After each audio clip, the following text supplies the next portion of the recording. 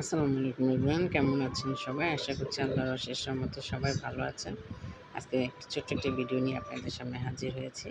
আমার ছেলে কয়েকদিন যাবৎ রোস্ট খেতে চাচ্ছিল, তো তার জন্য হালকা করে অল্প মশলা দিয়ে একটু মুরগির রোস্ট করে নিলাম। খুবই অল্প মশলা দিয়েছি, তেমন কোনো মশলা ইউজ করা হয়নি, শুধু রাঁধুনি রোস্টের মশলা দিয়ে আমি রোস্টটা করে নিয়েছি।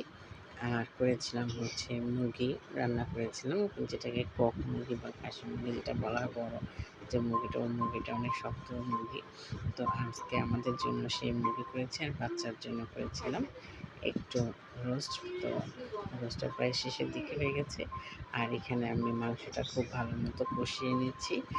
এটা একটু বেশি করে কষাতে হয় গরুর মাংসের মতো, কারণ এটা অনেক শক্ত থাকে, তাই বেশি বেশি করে কষিয়ে নিতে হয়। তো আমি এখানে ভালো মতো কষিয়ে নিচ্ছি, আর এখানে একটু আলু দিব, অল্প পরিমাণ আলু দিব। সে আলুটাও আমি কুটে রেখেছি, এখন আমি আলুগুলো এখানে দিয়ে দিব, দিয়ে তারপর খুব ভালো মতো কষিয়ে নিব।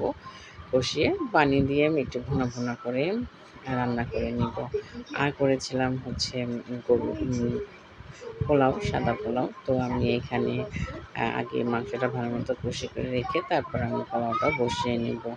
আর খুব বড় করে ভিডিও করতে পারিনি, হালকা হালকা করে অল্প অল্প করে ভিডিওগুলো করা হয়েছে।